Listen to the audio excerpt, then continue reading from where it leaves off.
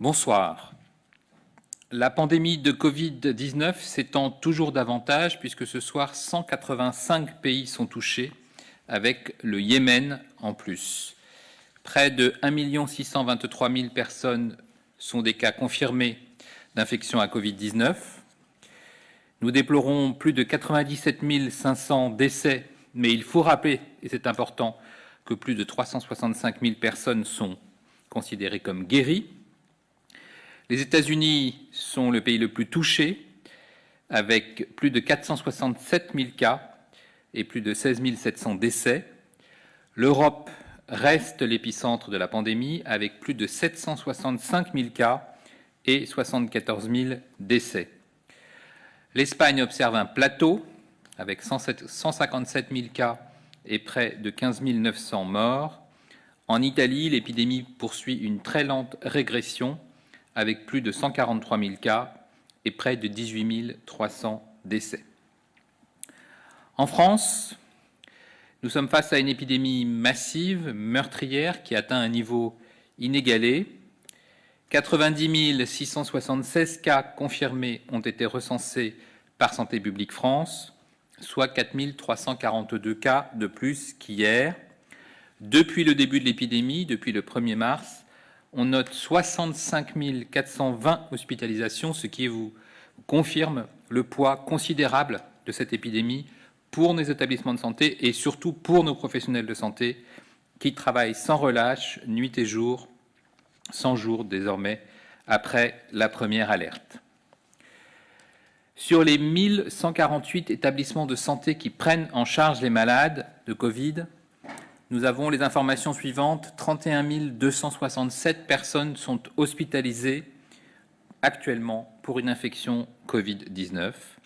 En 24 heures, ce sont 3 161 nouvelles personnes qui ont été admises à l'hôpital. Cela représente encore une hausse, encore un solde positif de 500 malades en plus pour les établissements de santé par rapport à hier. Cela vous démontre l'activité, la dynamique de cette épidémie. 7004 patients graves nécessitent des soins lourds en réanimation. Ce sont des patients adultes, 34% ont moins de 60 ans, 61% ont entre 60 et 80 ans, 98 personnes sont en réanimation âgées de moins de 30 ans. Un premier décès a d'ailleurs été rapporté chez un enfant qui était en réanimation, un enfant de moins de 10 ans en Île-de-France, mais les causes de décès semblent multiples, même s'il y avait une infection à Covid-19 diagnostiquée. Au cours de ces dernières 24 heures, 431 nouveaux patients ont été admis en réanimation. C'est encore très important, c'est même supérieur au nombre d'hier. Le solde, qui, je vous le rappelle, représente le nombre total de patients à prendre en charge chaque jour, est pour le deuxième jour consécutif légèrement, très faiblement négatif, de 62 patients en moins. C'est donc une très légère diminution des besoins de place dans les réanimations, un pâle rayon de soleil, mais cette timide éclaircie, vous le savez, est très importante pour l'ensemble des soignants. Un plateau semble s'amorcer, un très haut plateau, avec une épidémie toujours très dynamique, toujours très hétérogène selon les régions, avec beaucoup d'admissions. C'est pourquoi nous devons continuer à rester totalement vigilants et mobilisés et analyser l'évolution dans les prochains jours. C'est d'ailleurs important, 45 patients ont été transférés aujourd'hui grâce à 2 TGV médicalisés pour soulager la région Île-de-France et ont été accueillis dans d'excellentes conditions en Nouvelle-Aquitaine. Dans les Outre-mer, on relève 148 hospitalisations, dont 43 patients en réanimation. Au total, depuis le début de l'épidémie, c'est plus de 25 000 personnes guéries qui sont sorties de l'hôpital. Ce chiffre augmente chaque jour. Il faut y ajouter les dizaines de milliers de personnes guéries en ville sans besoin de passer par une hospitalisation.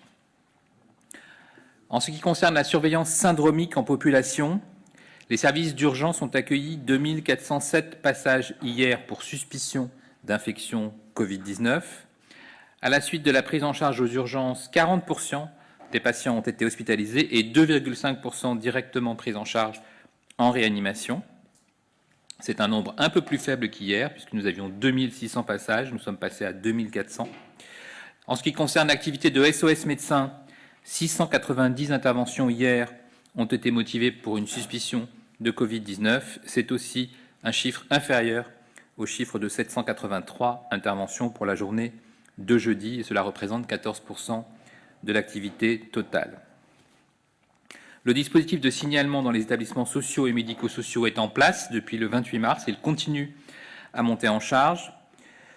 Dans 5141 établissements sociaux et médico-sociaux qui ont déclaré participer activement à cette remontée d'informations, sur toute la période qui date depuis le début de l'épidémie du 1er mars, nous avons 34 193 cas, dont 10 502 cas confirmés et 23 691 cas possibles. La mortalité est évidemment surveillée de très près, la mortalité hospitalière, la mortalité en établissement et la mortalité générale. En ce qui concerne la mortalité hospitalière, 8 598 décès sont à déplorer depuis le 1er mars en milieu hospitalier. Ce sont des décès qui surviennent dans 81% des cas chez des plus de 70 ans. 17 décès sont survenus outre-mer, 10 en Guadeloupe, 5 en Martinique, 2 à Mayotte. Au cours des dernières 24 heures, ce sont donc 554 décès supplémentaires qui ont été enregistrés en milieu hospitalier. En ce qui concerne les décès survenus au sein des établissements sociaux et médico-sociaux, en particulier les EHPAD, nous déplorons 4 599 décès rattachés au Covid-19, c'est 433 de plus qu'hier, et cela couvre, je vous rappelle, toute la période de l'épidémie depuis le 1er mars. En additionnant donc les décès survenus en milieu hospitalier à ceux déclarés par les établissements sociaux et médico-sociaux, nous déplorons 13 197 décès en France en lien avec cette épidémie. Selon l'INSEE, qui recueille les données de mortalité générale en mairie par l'état civil et qui recouvre donc les décès survenus à l'hôpital, ceux survenus en institution et ceux déclarés à domicile, on observe toujours un excès de mortalité qui se renforce à l'échelon national. Sur la semaine 13, nous avions 33% d'augmentation. Sur la semaine 14, l'excès de mortalité atteint un niveau exceptionnel de plus 48%.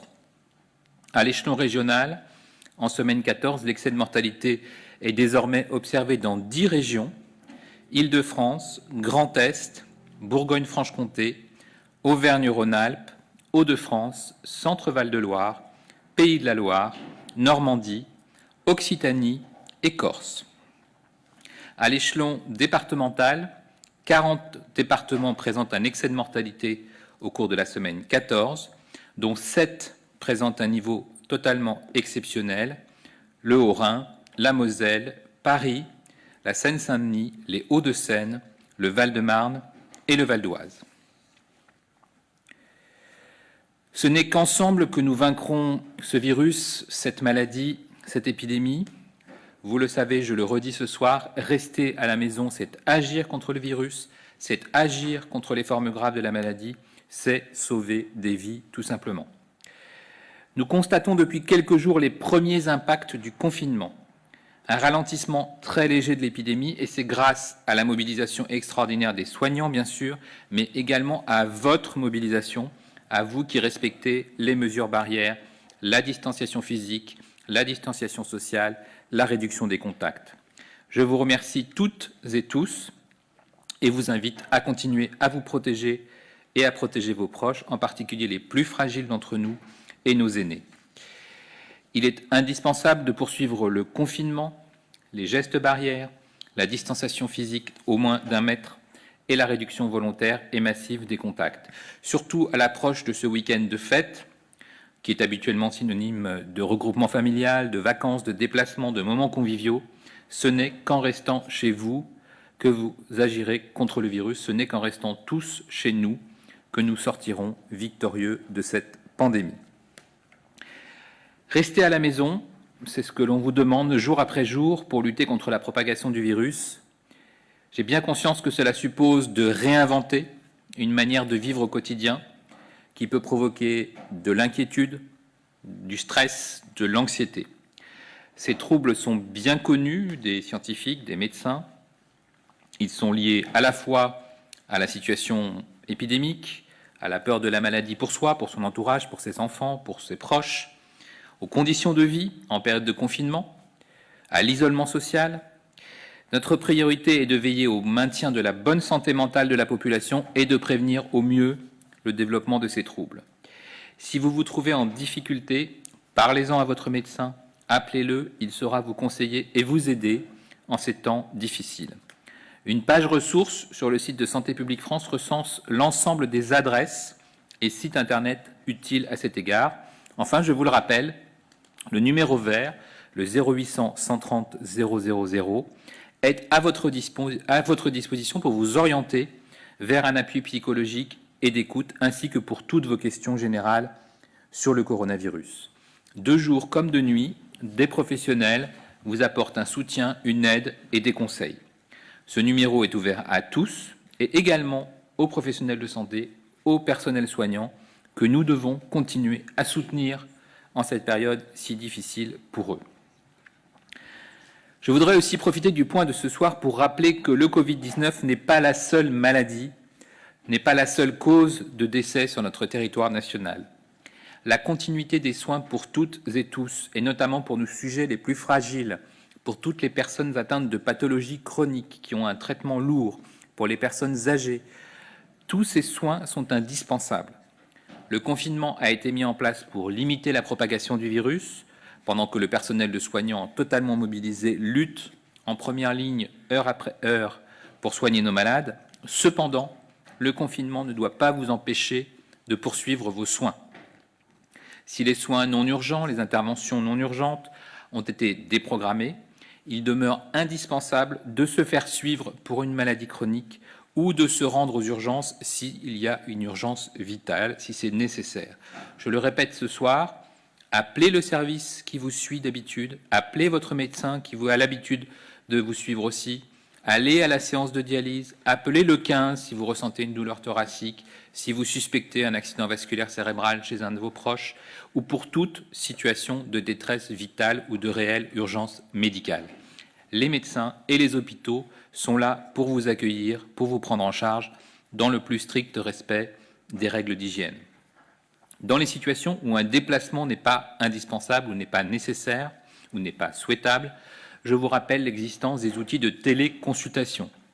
Les conditions d'accès et de remboursement de ces outils ont été élargies, permettant notamment aux médecins généralistes un remboursement même pour des appels téléphoniques.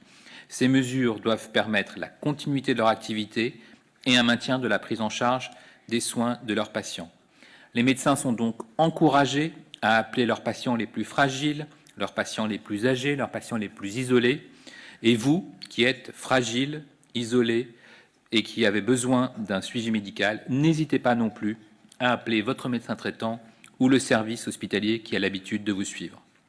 Ce soir encore, je tiens à adresser mes plus sincères remerciements aux médecins généralistes et aux professionnels de santé qui exercent en ville, en ambulatoire, en première ligne, dans la prise en charge des patients Covid en ville, mais aussi dans la prise en charge générale de la population.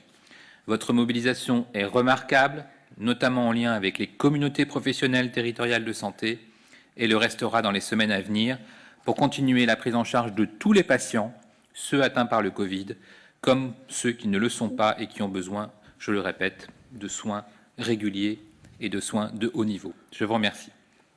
Une question pour Diaspora News Magazine. Qu'en est-il du traitement par la chloroquine, tout en sachant qu'en Afrique, la chloroquine a été le traitement de base du paludisme pendant plusieurs décennies. Il n'y a pas eu d'effet indésirable significatif de la chloroquine en Afrique. Alors, il y a des effets indésirables de tout médicament. Je crois qu'il faut rappeler aux Français qu'aucun médicament n'a zéro effet indésirable. Et ça a été rappelé par tous les spécialistes, quels qu'ils soient. On peut toujours avoir des effets indésirables avec des médicaments, quels qu'ils soient. Par contre, effectivement, vous avez raison, l'hydroxychloroquine, et en particulier la chloroquine, était utilisée comme un traitement antiparasitaire, antipaludique. Il y a eu des évolutions d'ailleurs de ce traitement puisque la résistance au traitement s'est beaucoup développée. Et puis nous étions à une autre période, nous étions dans d'autres indications, nous étions sur d'autres territoires. Et donc aujourd'hui, vous le savez, l'hydroxychloroquine fait partie des hypothèses importantes, intéressantes, qui sont actuellement testées par beaucoup d'essais thérapeutiques en France, à l'international et dans le monde. Et donc nous attendons tous impatiemment les résultats de ces essais sur l'efficacité, sur la tolérance, donc sur la sécurité des produits est évidemment le premier produit qui démontrera à la fois sa sécurité, mais surtout son efficacité contre le coronavirus, sera un médicament que l'on mettra à disposition des Français. Mais je pense que l'ensemble des pays du monde sont attentifs à faire avancer la recherche médicale dans ce domaine. Une question pour CNN. Peut-on affirmer que les patients guéris du Covid-19 sont immunisés? Que sait-on du niveau ou de la durée de l'immunisation? À noter qu'en début de semaine, la Corée du Sud a détecté de nouveaux cas de coronavirus chez des patients guéris. Alors, c'est une question qui mobilise beaucoup la communauté scientifique. D'abord, par principe, nous sommes face à un nouveau virus, donc nous sommes face à une nouvelle maladie. Nous avions observé déjà des infections à coronavirus. Ce sont des virus classiques de l'enfant, donc il y avait des coronavirus connus. Il y en a eu d'autres depuis, le SRAS en particulier en 2003, le MERS-CoV en 2012. Et donc nous avons une certaine expérience. En général, quand on fait une infection virale, on a des anticorps qui apparaissent. C'est confirmé d'ailleurs chez la plupart des malades hospitalisés qui ont des anticorps qui apparaissent, parfois avec un certain retard par rapport à l'infection. La vraie question ensuite, et elle est posée par l'ensemble de la communauté scientifique, c'est est-ce que ces anticorps sont protecteurs et est-ce que ces anticorps sont pérennes? C'est-à-dire est-ce qu'ils vont demeurer et vous garantir une immunité de haut niveau? Comme nous n'avons que très peu de recul sur les infections, il y a un doute sur des infections bénignes qui ne conféreraient pas une immunité suffisante. Mais c'est purement un débat scientifique et je crois qu'il faut rassurer les Français sur le fait que nous aurons dans les prochaines semaines les moyens de répondre à ces questions par l'ensemble des études qui sont en cours. Deux questions pour LCI. Quel est le taux de mortalité du Covid-19 chez les patients admis en réanimation? Le taux de mortalité en réanimation du Covid-19 est-il supérieur à celui des autres syndromes de détresse respiratoire aiguë et si oui, de combien? Alors, c'est difficile de faire un taux de mortalité. On commence à avoir des chiffres en réanimation et on sait que souvent, plus le pronostic est sévère, plus la forme de détresse respiratoire aiguë est sévère, plus le taux de mortalité augmente. C'est connu de l'ensemble des réanimateurs dans le monde. La sévérité du tableau clinique initial est un facteur de risque, de pronostic vital. Et donc, ce qu'il faut peut-être dire aux Français, c'est que malheureusement ou heureusement, il y a une grande diversité de personnes, une grande diversité de tableaux cliniques pris en charge par les réanimations, parfois juste une détresse respiratoire modérée qui nécessite 24 heures ou 48 heures de soins en réanimation, parfois une détresse respiratoire aiguë beaucoup plus sévère qui nécessite des soins de réanimation très lourds, et parfois en plus de l'atteinte respiratoire, il y a d'autres organes qui sont touchés, le cœur, les reins, le foie, et donc à ce moment-là, le pronostic vital est d'autant plus engagé. Donc c'est difficile de donner un pronostic général, puisque tout dépend de l'âge, de la présence ou non de facteurs de risque et de l'état du patient quand il arrive en réanimation. Et vous le savez, les réanimateurs font beaucoup de statistiques, ils sont très attentifs à la prise en charge optimale des patients. Et donc en général, il y a un score de gravité et c'est en fonction de ce score de gravité que le pronostic est donné à l'entourage du patient. Question pour VL Média. L'ANSM a décidé hier de suspendre l'essai clinique portant sur le sang de verre marin qui était porté par la PHP après la révélation d'une étude aux résultats négatifs sur les porcs en 2011. Cet essai clinique peut-il reprendre dans un autre hôpital une fois le feu vert de la NSM obtenu et sous quelles conditions? Quel avis porte la DGS sur le potentiel de cette molécule pour traiter les patients atteints du CRDA lié à l'infection Covid-19? Alors, c'est effectivement une étude qui avait été autorisée au départ avec une promotion assistance publique. C'est un concept intéressant, c'est une molécule intéressante puisque c'est un concept de transporteur d'oxygène. Donc pour des patients qui ont une détresse respiratoire, avoir un transporteur d'oxygène peut être utile, surtout que ce transporteur était considéré comme beaucoup plus puissant que l'hémoglobine.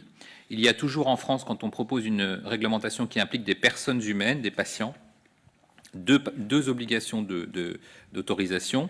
Un comité de protection des personnes qui se réunit, qui est une structure collégiale, qui analyse le risque pour les personnes à qui on va proposer ce traitement, et puis l'Agence nationale de sécurité du médicament, qui est en charge de la sécurité des médicaments qui sont proposés aux patients en France. Donc il y a eu ces deux passages. L'information qui est arrivée tardivement à l'Agence du médicament, c'est qu'il y avait eu une étude préclinique il y a plusieurs années chez des porcs, et que ces porcs qui avaient été traités avaient eu une létalité, une mortalité de 100% quand ils avaient été traités.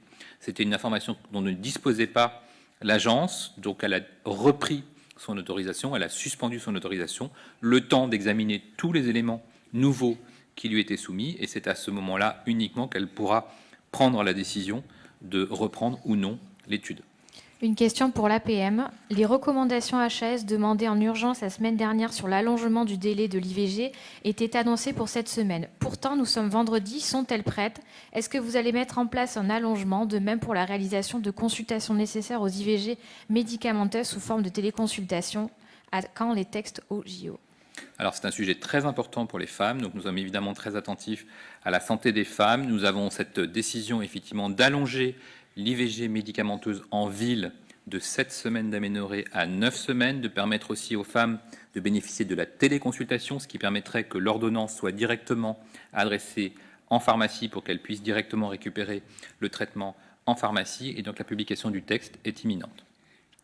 2 questions pour France Info. Pouvez-vous nous donner des précisions sur la mortalité en EHPAD et sur ce qui est fait pour accompagner ces établissements dans la gestion de la crise? Alors, vous savez que le ministre des Solidarités et de la Santé, Olivier Véran, a fait de la prise en charge des EHPAD une priorité majeure. D'abord parce que, vous savez, nous avons confiné ces établissements dès le début de l'épidémie. Ensuite, parce que nous avons ajouté au confinement global de l'établissement un confinement en chambre, qui est quelque chose de difficile, qui est une solution qui a été proposée aux EHPAD sous réserve que l'organisation de l'EHPAD le permette, sous réserve que les familles et le personnel aient bien compris l'importance de cette mesure et que les résidents puissent l'accepter, puisque là encore tout dépend des troubles éventuellement cognitifs de ces résidents et de leur caractère déambulant. Vous savez qu'il y a des personnes âgées qui ne peuvent pas rester au même endroit, qui ont besoin de bouger. Et donc tout ça est pris en compte au plan individuel pour confiner au mieux les personnes. Nous avons aujourd'hui renforcé l'accès de ces établissements à un avis médical, l'accès de ces établissements à une filière privilégiée en milieu hospitalier, l'accès de ces établissements à des tests lorsque c'est nécessaire, qu'il y ait un cas suspect au sein du personnel ou au sein des résidents.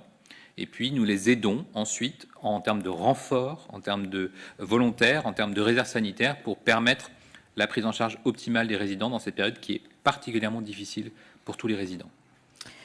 Où en est la montée en puissance rapide du nombre de tests diagnostiques du Covid-19 annoncé la semaine dernière par le Premier ministre? Alors, nous sommes là sur les tests virologiques. Nous avons acquis une vingtaine d'automates qui permettent de faire du séquençage à haut débit. Nous sommes donc en train de renforcer sur l'ensemble du territoire national l'accès aux tests dans tous les laboratoires. Vous savez qu'il y a des laboratoires de virologie qui sont dans tous les sites hospitaliers et donc désormais dans l'ensemble des départements de France, il y a un accès à des laboratoires de virologie. Nous avons ouvert aussi l'accès aux tests à des laboratoires qui n'en faisaient pas jusqu'à maintenant, les laboratoires vétérinaires, les laboratoires de recherche, les laboratoires de police, de gendarmerie, les laboratoires départementaux. Donc on ouvre toute la capacité française de tests à cette possibilité donc renforcée de tests pour toutes les personnes qui en auraient besoin et en priorité le personnel hospitalier et en priorité le personnel des EHPAD et leurs résidents. Une question pour Ouest France. Le professeur Delfrécy a déclaré mercredi que le taux d'immunité de la population française au coronavirus tournait autour de 10 à 15%. Quelle est la fiabilité des tests utilisés? Peut-on avoir plus de détails sur ces tests sérologiques? Alors, là, nous basculons des tests virologiques qui recherchent le virus aux tests sérologiques qui recherchent des anticorps, une immunité.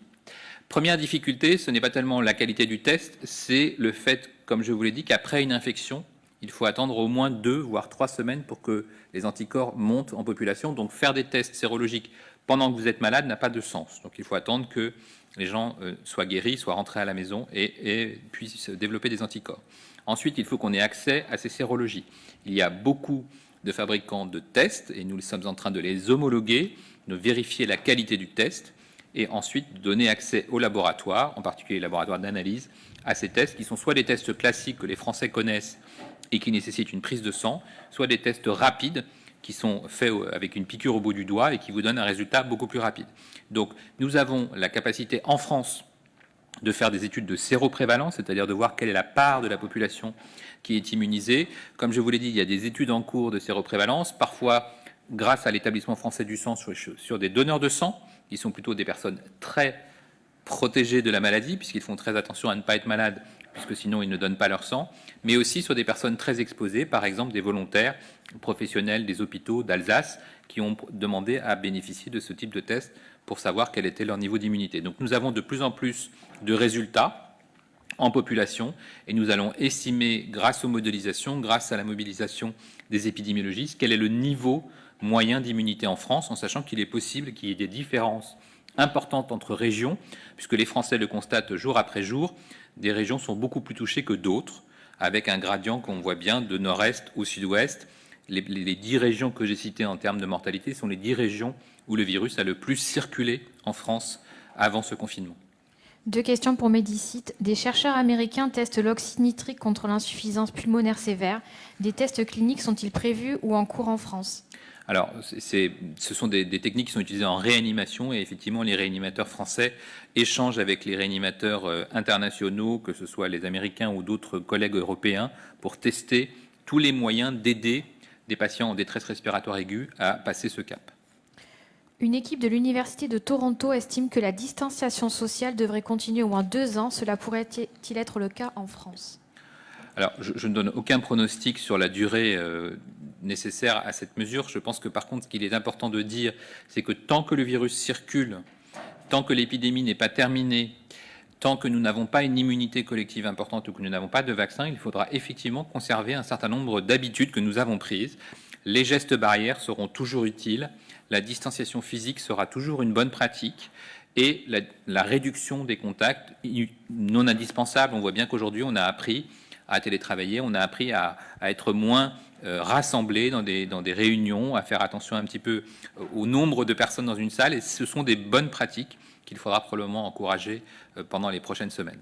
2 questions pour Hospimédia. Les services d'aide et de soins à domicile vont devoir assurer de plus en plus de sorties d'hospitalisation, mais n'ont pas le matériel de protection nécessaire. Des mesures sont-elles prévues? Oui, absolument. Nous sommes très attentifs à soutenir ces personnes depuis maintenant plusieurs semaines pour leur donner un accès effectivement à des matériels de protection, parce qu'elles vont être absolument, elles le sont déjà, mais elles seront encore plus indispensables dans les prochaines semaines quand beaucoup de personnes reviendront à domicile. Elles font déjà un travail remarquable jour après jour, dans des conditions complexes, on imagine, mais effectivement, nous sommes très attentifs à ces personnels très importants.